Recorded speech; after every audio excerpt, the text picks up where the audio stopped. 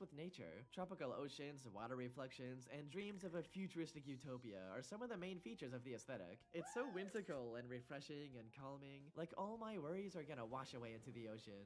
It was mainly used by tech companies for things like operating systems, game console menus, advertisements, and more. But recently, it's made a huge resurgence in popularity on the internet, mainly due to nostalgia. With Fruitiger Arrow edits, collages, and artworks being made all over social media, it's truly reached a newfound level of appreciation. So today, I want to take a look back at Fruitiger Arrow for what it actually was, like everything that goes into the aesthetic, how it makes me feel, and why, and kinda just figure out what's so good about it in the first place. Starting out with the first main feature of Fruitiger Arrow, the glossiness. I feel like when I was a kid, the future was supposed to look so shiny, like that one SpongeBob episode where everything's made of chrome. When something is shiny, it represents being brand new and clean, which is exactly what a company wants their product to feel like. So naturally, anything that's reflective and glossy became a big part of Fruitiger Arrow. There's also water reflections that feel natural and refreshing. Or materials like glass and metal feel polished and smooth. Or even just shiny bubbles that represent being clean like from soap. And all this imagery comes together into a hopeful dream of the most perfectly clean future. Although the style was usually used by tech companies to try and sell you on how their product is so clean and futuristic. So in 2007, when Windows Vista came along, they introduced the brand new iconic Arrow glass design to finally bring this futuristic dream to your own computer. Although as rough as the Vista launch was, its whole aesthetic really embodies Fruitiger Arrow in every way. And these shiny glass menus are easily my favorite part. They're just so satisfying to look at, with how it's kinda see-through and blurs the background behind it, almost like it's made of real pieces of frosted glass. And this glossiness has spread into the entire computer, such as the start menu, the icons, even the silly profile pictures are encased in a physical block of glass. There's even a screensaver that puts a bunch of shiny bubbles all over your screen. This is the most Fruitiger Arrow thing ever. I remember the days of playing the dumb pre-installed Purple Place game with the shiny glass borders. And every surface of even this game is glossy, it's everywhere. Even Minesweeper is shiny now. This whole design style makes everything on the screen feel so real and tactile. Like every UI element is a physical item with its own material, shadows, and reflections. It ends up being so immersive in such a weird way that I really like. I can almost feel the cold, smooth glass on my fingers or the divots in the menus. Squish my hands into the squishy buttons like a stress ball. I feel like that futuristic immersion into the menu is the core of Fruitiger Era UI. I just want to take a bite into the glass windows. It would probably taste like crunching into a bunch of ice cubes. And when you change the color, it changes the flavor. I'm sorry, I'll stop. Anyways, this entire design language is called Windows Arrow, which is actually what Fruitiger Arrow is literally named after. And fun fact, the arrow stands for Authentic, Energetic, Reflective, and Open, which is honestly a pretty good description for the entire aesthetic. But it's not just Windows Vista, because this glossiness spread everywhere in the digital world. The Wii U menu is made of floating, reflective pieces of glass. All the iPhone app icons had a glossy finish, and macOS got this smooth bar at the bottom that literally reflects every icon above it. And there's even more shiny buttons and menus, like this scroll bar I want to start chewing on. Sorry, I don't know why I keep wanting to eat the freaking UI. The glossiness even got to the internet, with every website being covered in random gradients and reflections. But like, where are these reflections even coming from? Who's going around polishing every surface of every website until it's crystal clean? At this point, I wouldn't be surprised to see my own reflection in some of these websites. It's like a mirror. Besides the glossiness, another big part of Fruitiger Era UI is the skeuomorphism, which is basically when digital things look like their real-life counterpart. And this style was everywhere at the time. From the delicate glass folders in Windows Vista, the random physical objects in macOS, or even the iPhone apps always representing a real-life version of the app. There's a tactile realness to this UI that always felt so magical to me as a kid. Even all the glass materials and reflections are kind of skeuomorphic as well. It all combines into one big effort to make the UI feel immersive, while also being gentle and familiar to ease in new users. It even feels futuristic in a way, like they're bridging the gap between the digital world and the real one. But speaking of the real world, let's move on to the next section, nature. One of the main ideas of Frutiger Arrow is the connection between nature and technology, such as how the default backgrounds on computers were always some sort of peaceful nature scene, kinda like it's connecting your own computer to the natural world. My favorites were always the wet grass in the morning backgrounds, like from Windows Vista or Mac. There's something about the glass windows in front of the wet grass that's just so refreshing, I love it. And the shiny dewdrop reflections tie back into the glossiness as well, it's perfect. There's also the relaxing tropical backgrounds that remind me of a summer vacation. And finally, the iconic water droplets on the screen from iPhone. This one was always so magical to me, like the screen itself is actually wet. And once again, there's even more shiny water reflections. But the main example of Frutiger era nature is how advertisements were all selling you on this futuristic dream of a perfect utopia where technology and nature can live in harmony. And you can especially see this in the wondrous world of stock images. These surreal nature environments of pure optimism were very popular with companies in the 2010s, and they're just so whimsical, filled with the most happy and relaxing imagery possible. But there's also such ridiculous and surreal elements, almost like they're screenshots of a peaceful dream.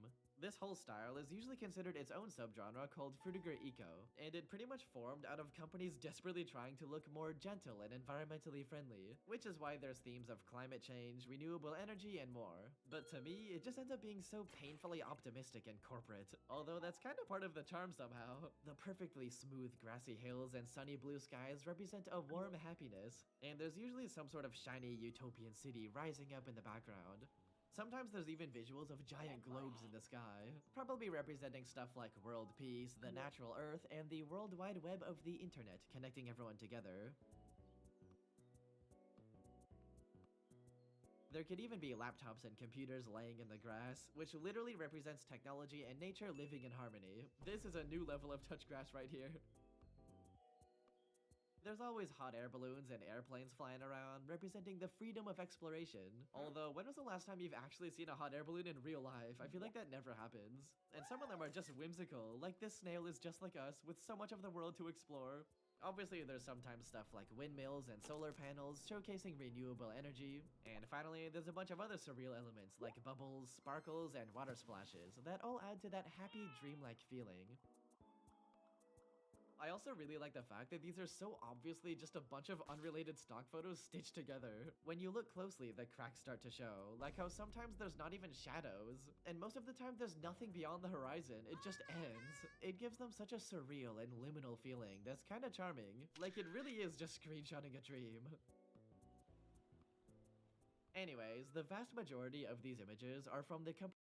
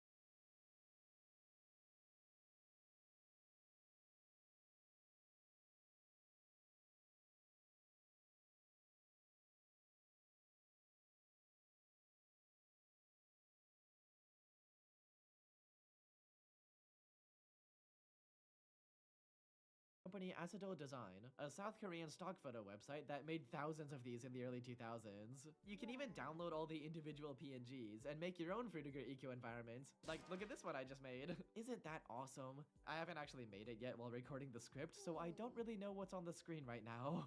Besides all that, there's a bunch of commercials that use some form of Frutiger Eco too, like tech companies saying stuff like the design is inspired by nature, or that one AT&T ad where the phones are literally blooming out of shiny plants. But the most aggressively Frutiger Eco product ever is the Samsung Blue Earth, a phone that is fully dedicated to being as eco-friendly as physically possible. It runs on solar power, it's made of recycled materials, the entire UI is Frutiger Eco themed. You literally have to recycle a can to unlock the phone, this is ridiculous.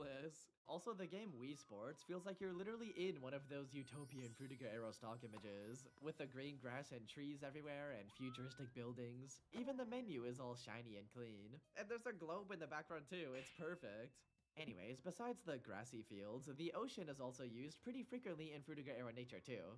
Although once again, it's usually referred to as its own subgenre called Frutiger Aqua or Helvetica Aqua Aero, but the specifics don't matter. There's stuff like palm trees on the beach, water reflections, colorful fish and coral, the deep blue ocean, bright sunny sky, and more. All these visuals give off feelings of a tropical paradise where all your worries wash away into the ocean. The tropical stock images are just so refreshing to look at. It's like dreaming of a never-ending summer vacation of pure relaxation. And they even combine a bunch of elements we talked about earlier, such as surreal visuals of a giant globe spilling water into the ocean. There's this one with a shiny @ symbol floating around representing the internet. And there's always some kind of tropical fish swimming around. Although for some reason, the most common visual I always see is specifically the ocean itself pouring out of a computer screen. It's honestly such a poetic visual that sums up this entire stock image aesthetic.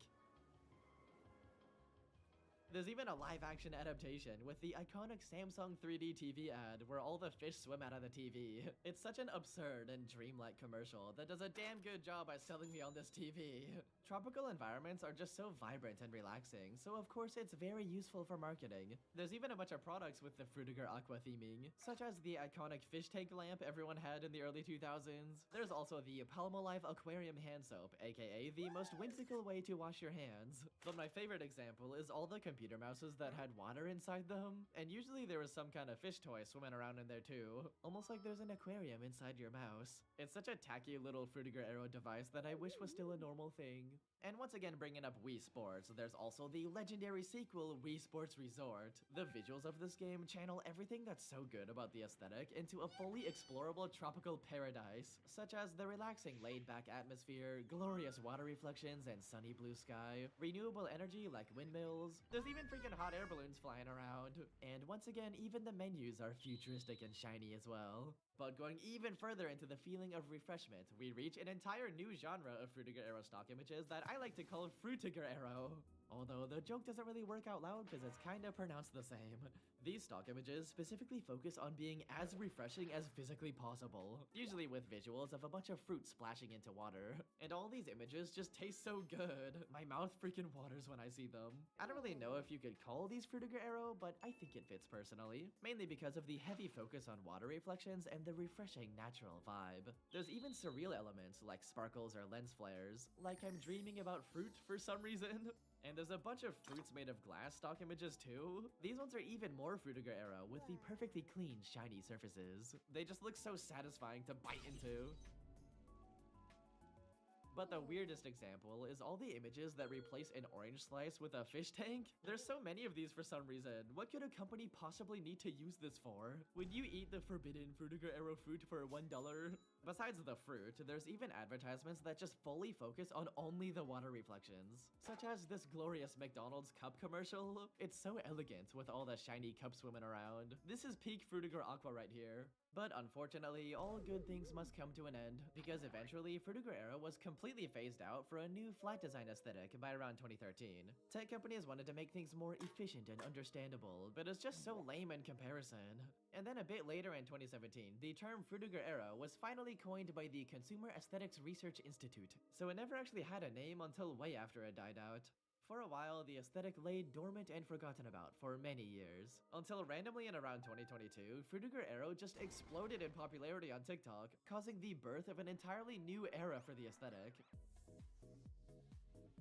Now in the modern day, people all over the internet are finally appreciating Fruitiger Arrow again, and for many different reasons, such as nostalgia for the early 2000s, a general frustration with boring flat design, and most importantly, Fruitiger Arrow is just so optimistic and relaxing, which is something we really need in the modern day internet. It's honestly kind of beautiful that even though companies abandoned this design style, we took matters into our own hands and created something entirely new. So before I end the video, let's take a tour of this new modern day version of Fruitiger Arrow. First off, there's always collages of random Fruitiger Arrow themed things being shoved together. It's kind of messy with how they just combine all the different types of Fruitiger Arrow into one image, but it's still a pretty fun and easy way to indulge in the aesthetic. But some of them are fully infused with modern internet irony and meme culture, like silly cats and dogs floating around in bubbles, a watermelon wearing headphones. Might I interest you in a Fruitiger Arrow burger? This is such a beautiful image. Or how about a Fruitiger Arrow pigeon, I guess? But going even further into the aesthetic.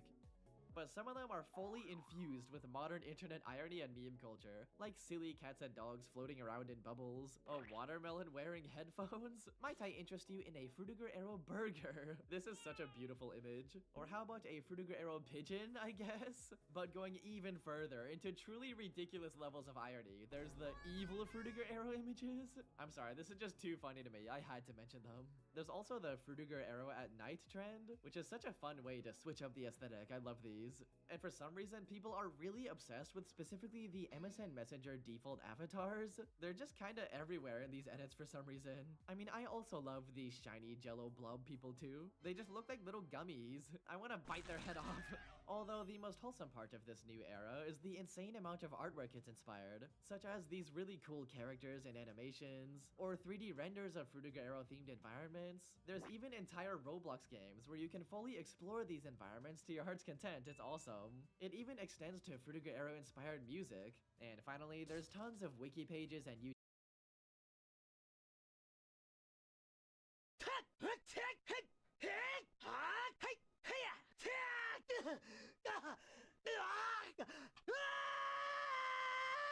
When I was 6 years old, I was given a metal fork, a blank piece of paper, and got sent straight to school for the next 12 years of my life without ever owning a pencil. And so every day I would need to scratch writing into my single piece of paper using my metal fork, and then fill in the scratches with my own poo so that the writing became visible. However, kids these days are so unbelievably spoiled that it makes me angry and triggers my true alpha sigma stimming potential. Most Spoiled Kids compilation number 2 by Mogul Bound.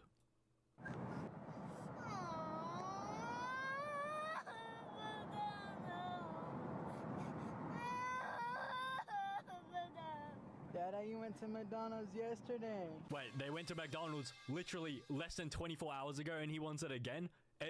Is McDonald's not a treat for you?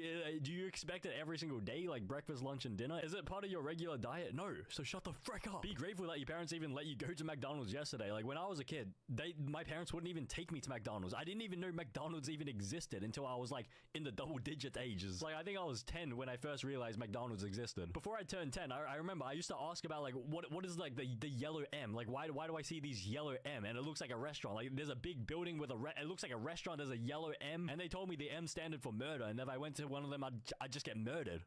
Why? Yeah, McDonald's. Yeah.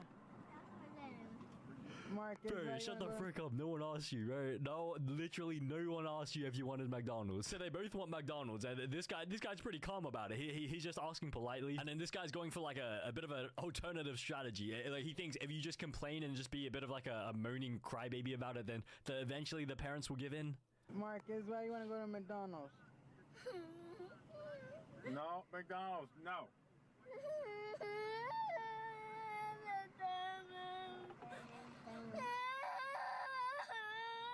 Look at those tears. Crocodile tears. No.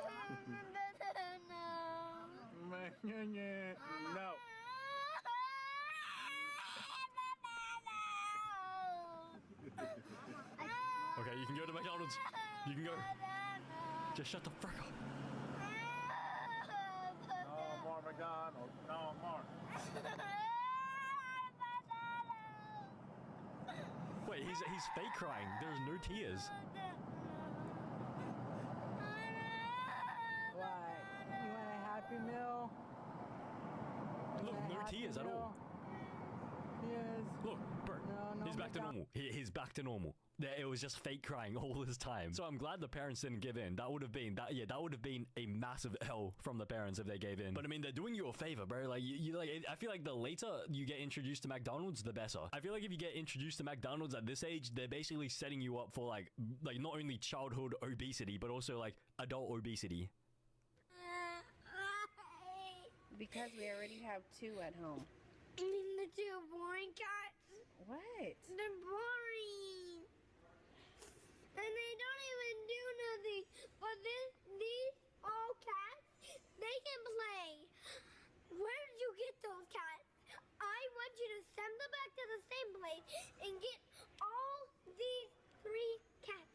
Wait, so this family already has 2 pet cats and she wants them to be released into the wild, like returned back to the store after how many years? Because she wants to buy these 3 brand new cats that she just saw at the pet store? What about loyalty? Does this person not know anything about loyalty? So you're just gonna ditch your 2 cats because you found 3 other cats that look like better? I guarantee if you try to return those 2 cats back to the store, like the store's not gonna be able to sell them like again, and so then like they'll probably have to eat them.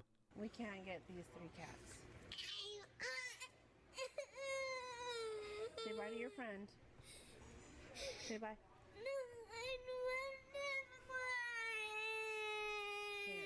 So is this the new meta? Actually, it's kind of an old meta. So when your parents say you can't have anything, you just like collapse on the ground, start crying. And then there's like a 26% chance that they will change their mind and let you buy it. Is this the strat? This kid just got absolutely baited by modern day advertising and marketing. You do not need these 3 cats, especially if you already have 2 at home.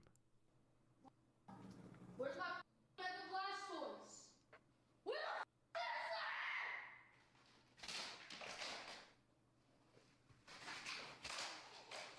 Crummy ass cards.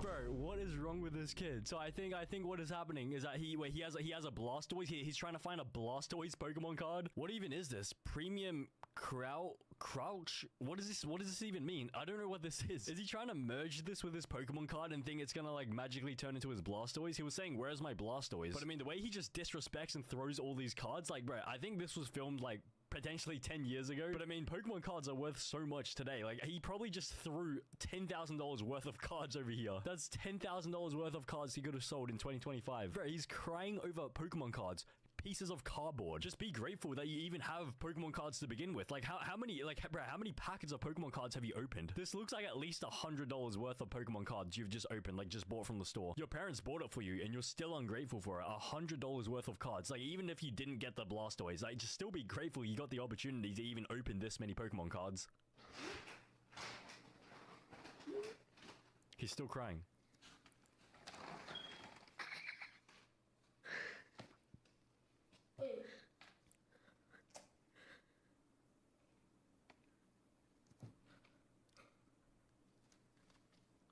Oh, that's the Blastoise. Oh.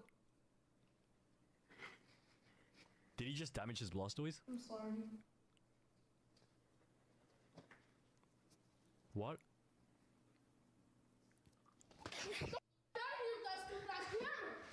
Wait, so this entire time he had the Blastoise EX. I'm pretty sure that is the Blastoise. This is literally the Blastoise. How much is this card worth? And he threw it at the wall. He made this mark in the actual, like, in the wall. He threw his card so hard at the wall that it made this mark. Is a Blastoise EX even that strong? Like, both, like, in-game and also in real life? Strong enough to break your wall? Okay, I'm pretty sure I found the exact card he has. So if you look at these 2 pictures, I'm pretty sure this is the exact same card. And his card is worth $1,000 US with $34.95 delivery. So this was in 2016, so 9 years ago. So 9 years later, this card ended up being $1,000 and he just threw it at the wall so hard that he made a mark in the wall.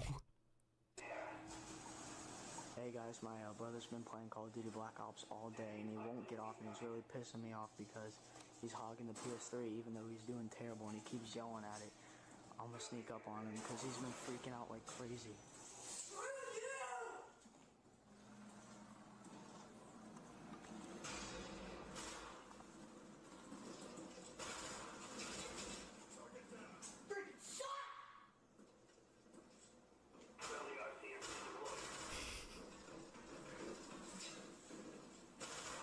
is this guy, like, does this guy understand how to play Call of Duty? Are you seeing the screen? He's not even aiming down sights. Does this guy know you can hold, like, wait, which one? Is that left trigger? It's been so long since I played on a console. I think it's left trigger. If he holds down left trigger, he can aim down sight. He's trying to no-scope hit fire everything. If you hip fire, it's just zero accuracy. Like, look at this.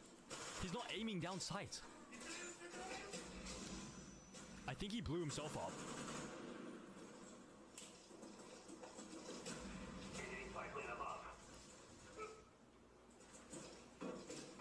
What is he doing?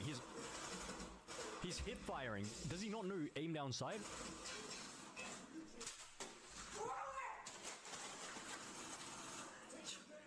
Dude, calm down. Calm down. Calm down. Shut up.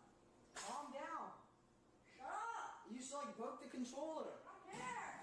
Calm down. Shut up. Oh my god. What is wrong with you? What the? Oh my. Where'd it go? It's missing. The controller is missing. It's just shattered it so much that it's just gone into tiny little molecules. It's just disappeared into like from existence. So is that the solution? If you're genuinely trash at Call of Duty, is the solution to just destroy your controller? Whose fault is it? Is it the game's fault, the PS4's fault, your controller's fault, or is it your fault? Like, I guarantee it is your fault. Like, how can someone be that trash that they don't even understand like the concept of aiming down sight? If you hold the trigger, I'm pretty sure in every single COD you can aim down sights. Holy crap! Look, he busted out.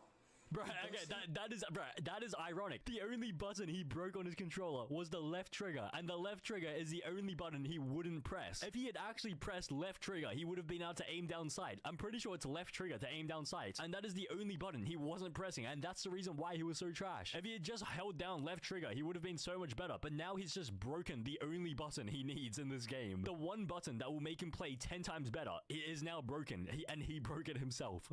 He busted out the buttons, and now the back's coming off. A piece just fell off of my hand. What was up with that?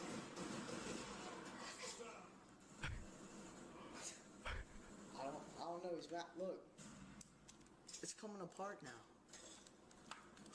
And so now if the brother wants to play on the PS3, he has to play using the exact same technique as the younger brother who was trash. He has to play only using hip fire. Like, he can't aim down sights. So now he's nerfing the entire family. The entire family has to play in his trash Call of Duty style without aim down sights. It is 7 o'clock in the morning, and he hasn't gotten up. He's got 2 hours of homework, and he's only 40 minutes to do it. Jaden, get the hell up. Come on, get up. Wait, did he say he has 2 hours of homework and 40 minutes left to do it? Okay, the math doesn't make sense. How can you do 2 hours worth of homework in 40 minutes? I was distracted so much by his teeth. I mean, his lack of teeth. That I just couldn't process that information fast enough. No offense to this guy, of course. No offense. But it's just so distracting. I was just trying to look like, where is the teeth? No offense. Get up out of bed. Get up out of bed. Come on, get up. Get up. Hey, yo. Hey, yo. Come on, get out of bed. Hey, yo. Get out of bed now. Oh, the defense. God, looking like a fish, man. Look at him flop around. Don't cry. Oh, come on now. Oh, all your friends love you. Come on. Oh, they want to see your happy, smiley little face. I don't have a smiley face. Yes, you do. No. Okay, well, I'll just let you sleep. What? And that's it? That's literally the entire video? So the dad's just gonna let the person just get away with like not doing their homework? They still have 2 hours worth of homework to do in 40 minutes. I feel like this could be a case of L parenting. Maybe the reason why they are spoiled is because like perhaps the parents are allowing them to get away with it. But I mean, why are you using a pillow without a pillow cover? Doesn't that make the pillow extremely dirty? Like, isn't it better to get a pillowcase and then you can just wash the pillowcase every like week? But instead you're gonna put your blood, sweat, and your skin onto like directly onto the pillow, and it looks like they don't even have like bed sheets either. How are you allowing your child to live like this, bro? What's wrong, buddy? Where do you want to go? You want to go to the Apple store? You want to go to the toy store or the Apple store? Apple store. What do you like at the Apple store? iPod. Bro, this kid wants an iPod. He doesn't even look old enough to be able to, like, even yield an iPod. I thought he was saying applesauce in the beginning. Like, he looks so young that I thought he was just asking for applesauce. Like applesauce, like the baby food. Oh. Do you want a lollipop? You want a piece of candy? No. You want the rest of your chocolate bunny? What are you going to do?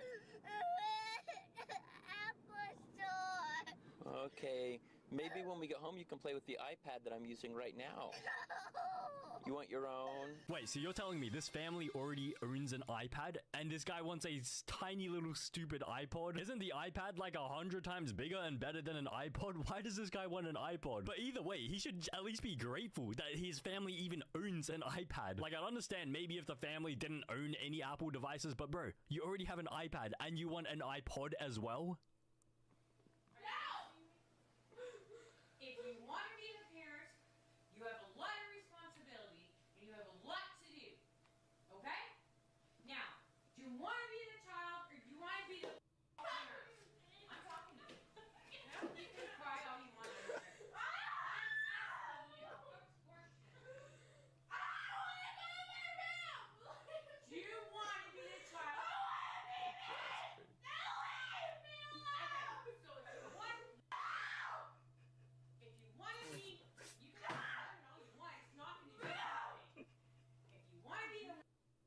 Don't start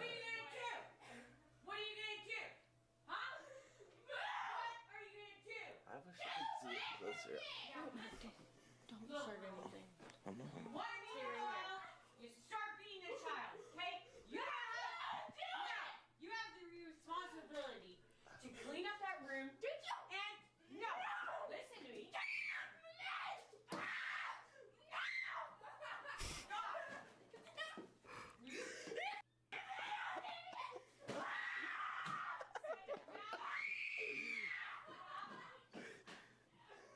Just that. No.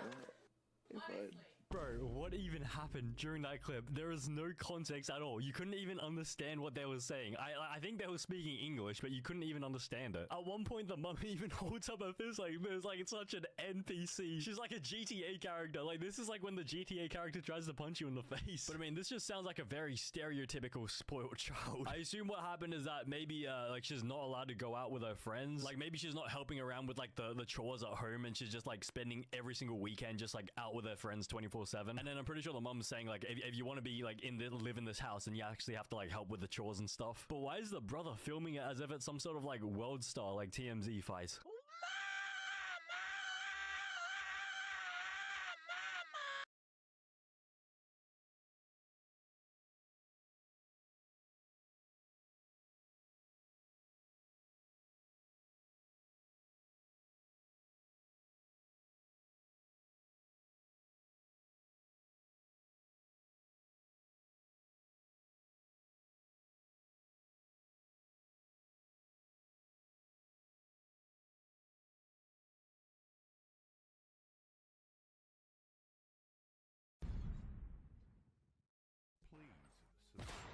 Comment, and rate.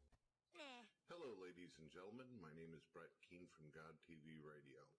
If you're an atheist, then you cannot believe in free will. You cannot believe that you actually have some kind of choice or purpose or meaning in the universe.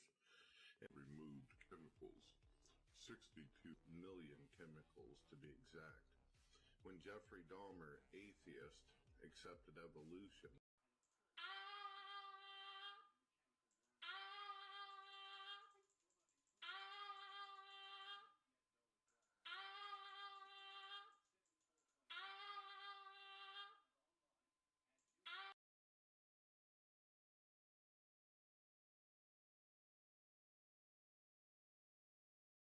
The alarm rings when it's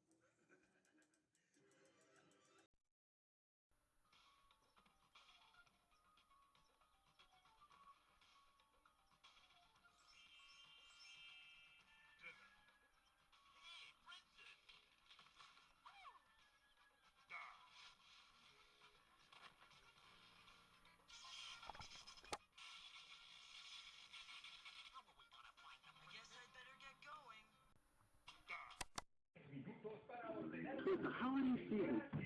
'Tis the holiday season. 'Tis the holiday season and all through Toy Town.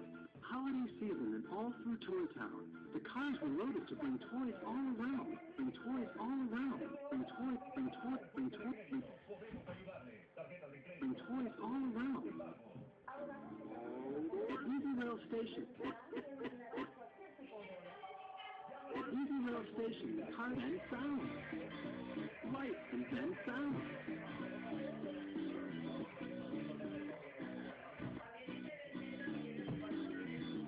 Available only at Toys R Us. Sound. Sound. Sound. You chew poop.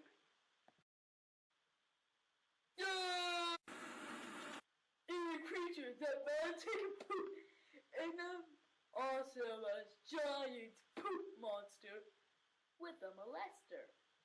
And that idea is so horrid. The monster like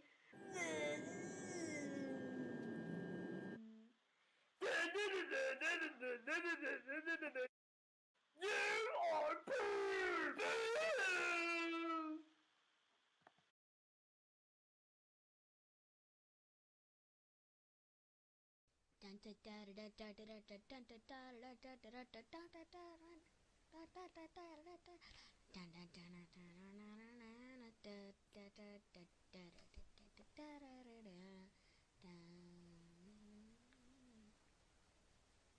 Die! Die! You must die! Whee!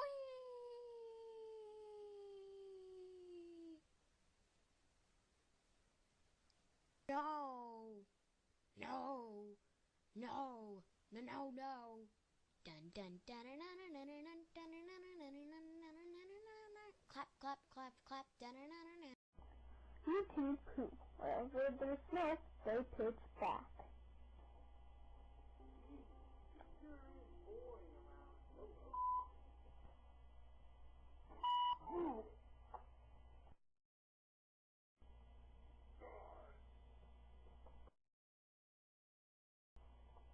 What's dinner? Hot dog.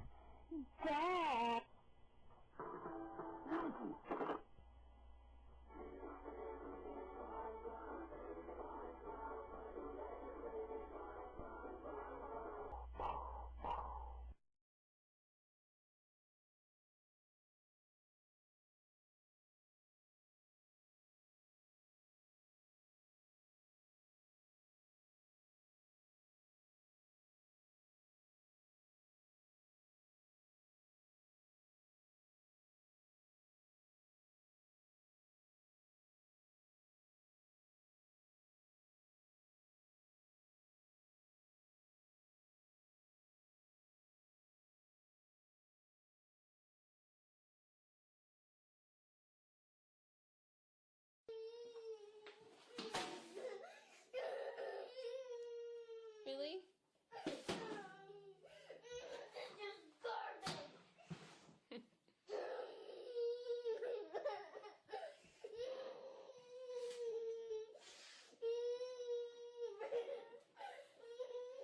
Really? Pick that up. Pick that up! Yummy! Pick that up! Yummy! Pick that up! Yummy! Pick it up right now. Pick that up! Pick it up! Well, you lost it. Pick those up. Well, you lost it. Pick those up. Well, you lost it. Pick those up. You lost it.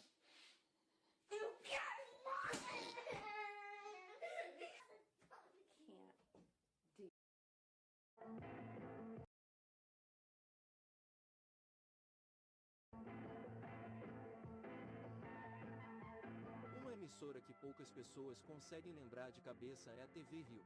Foi um canal de muito sucesso sem dúvida nenhuma, mas também foi muito mal administrado e quebrou igual rapadura.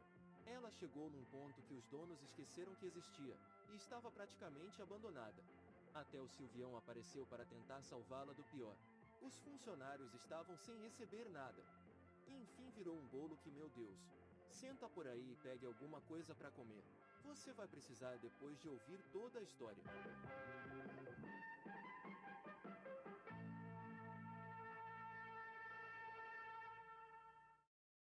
Tudo começa e termina de um jeito errado.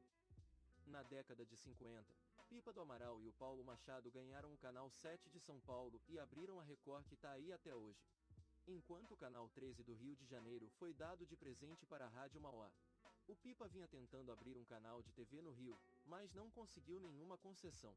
Ele ficou com inveja e decidiu pedir o canal da Mauá emprestado por um tempo. Que tal vocês emprestarem esse Canal 13 para mim? Em 180 dias eu posso colocá-lo no ar. Tenho todo o equipamento na minha mão. Eles curtiram a ideia e emprestaram com uma condiçãozinha. Pipa teria que ceder 2 horas para a rádio passar suas coisas. Acordo fechado. Pipa iria abrir o seu sonhado Canal 13 com o Paulo Machado da Record, mas ele caiu fora do negócio. Não quero saber de nada. Fique aí com esse Canal 13 para você. Ninguém sabe o motivo disso ter acontecido. Quer dizer, eles sempre estavam brigando por uma coisa ou outra, mas enfim. Os dois acharam melhor separar suas empresas. Pipa ficou com 100% da Rio e em troca deixou de tomar decisões na sua Record. E assim, em 1955, o Canal 13 vinha sendo aberto apenas pelo Pipa.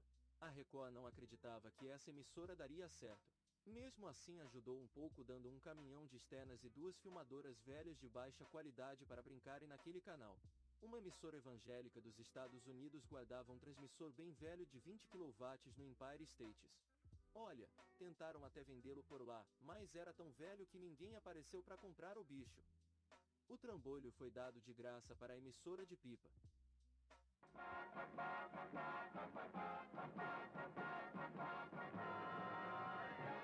E com esses equipamentos de chorar, em 17 de julho de 55, a Rio foi inaugurada. Instalada no velho Cassino Atlântico alugado e reformado com 2 estúdios gigantescos modernos, contava até com auditório e sua torre ficava na Serra da Carioca. Funcionava umas 7 horas por dia e sua imagem não era lá essas coisas. Afinal não pegava em vários lugares do Rio. Sem contar que a emissora ficava muito perto do mar, fazendo com que a maresia arrasasse com os seus equipamentos. Sempre consertados com algum arame, esparadrapo ou barbante. Pipa queria fazer coisas muito loucas no 13. Fazer da TV Rio uma emissora meio educativa e vendendo horários de noite para anunciantes. Um projeto maluco de telescola vendendo telecursos. Só que ele esqueceu que não dava. A emissora era pequena demais e faltava tudo. Luzes, microfones, dinheiro e tecnologia. Não iam conseguir fazer alguma coisa assim. Mas Pipa não pensou nisso e foi em frente com a ideia. Meu Deus! O Canal 13 não conseguia emplacar nenhum programa de sucesso, e a Rio foi apenas sobrevivendo da novidade. A emissora não vinha dando certo. Em 56, as coisas iam começando a mudar, pois algumas pessoas bem poderosas foram contratadas. Como Péricles do Amaral. O cara veio do rádio e manjava das coisas mesmo e acabou assumindo a programação. O Cerqueira Leite, que já estava por lá, assumiu o comercial, e o desconhecido Walter Clark entrou como assistente do tal Cerqueira. Para piorar a situação, o Pipa ficou mal de saúde e se ausentou. Ele chamou o seu filho Pipinha para administrar a emissora, que andava bastante mal. Era um rapaz novo e engenheiro, e não curtia esse papo de emissora. Ele também tinha uma fama de pegador de mulher e era chamado de playboy. Ele botou a mão na massa e começou a trabalhar duro. Para pagar os salários dos funcionários da emissora, ele teve de vender seus carros. E assim foi vendendo vários carros para pagar os empregados.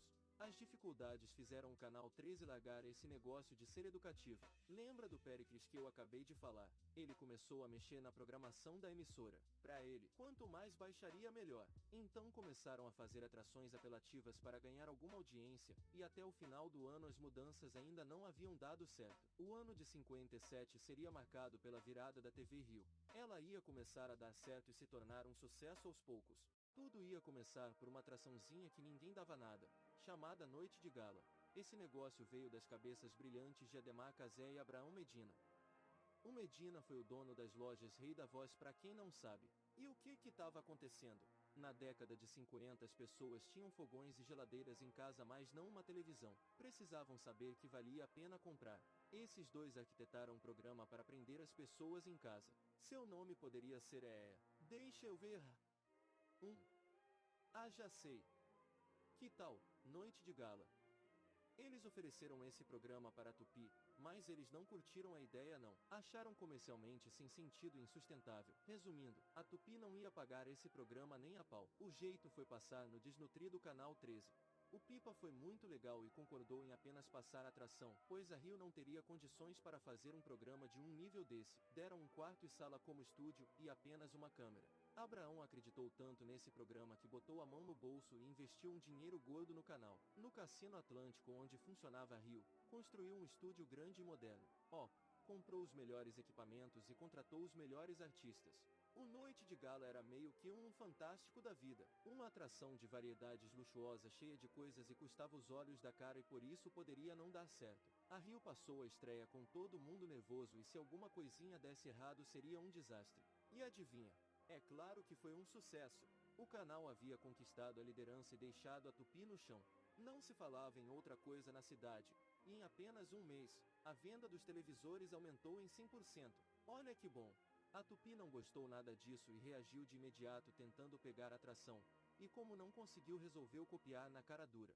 A Rio começava a dar certo e sair da miséria. E o sucesso não ficou apenas nessa atração. Fizeram o TV Rio Ring, o grande teatro Filco com muitas peças de teatro, o programa da Maísa e por aí vai indo. E esse sucesso ajudou a Rio a fazer coisas arriscadas, como contratar o chacrinha da concorrente Tupi e lançá-lo em horário nobre com a ajuda da Casas da Banho.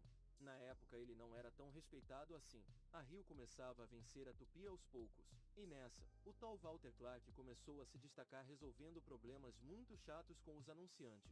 Acabou virando chefe de produção comercial. O Canal 13 estava na boca do povo crescendo em audiência.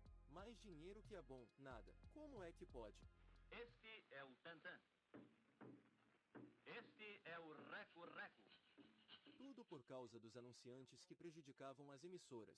Se hoje você acha os comerciais chatos, imagina naquela época. Os comerciais não eram contados e tão pouco controlados. Duravam até 1 hora facinho se deixar. Os telespectadores pegavam no sono e o programa não começava. As emissoras também se ferravam, pois comerciais longos não rendiam muito cascalho e às vezes os próprios anunciantes pagavam o que queriam. Era puro prejuízo. Walter Clark mudou essa marmota e começou a cronometrar os segundos. Tudo começou a ser bem mais rápido, colocando o preço do comercial de acordo com o tempo. O bom trabalho foi ficando na cara, e Pipo promoveu para diretor comercial, ganhando carta branca para fazer e acontecer na TV Rio. Faça o que quiser. E aí o Canal 13 começou a falar grosso com os anunciantes, contando os segundos e cobrando o correto. Ou paga esse dinheiro ou cai fora. A maioria dos anunciantes resistiram. Mas Walter teve o apoio de Pipa, e tudo deu certo no final. A Rio chegava em 1960, ultrapassando todas as outras emissoras no faturamento. Faltava apenas a liderança de audiência. Essa ainda estava nas mãos da Tupi. De qualquer forma, eles conseguiram a liderança em 1961, e a essa altura já passava até mesmo Praça da Alegria, mas continuava funcionando com equipamentos de 5ª categoria, tão velhos que se bobear usavam até dentadura. Eles não pensaram em equipar o canal direito. Pipinha fez uma ótima administração e se desligou da emissora em 1961. Sendo assim, o Pipa retomou o controle do canal. Em 1962, tudo estava indo bem na TV Rio, mas um monstro estava prestes a surgir para destruí-la.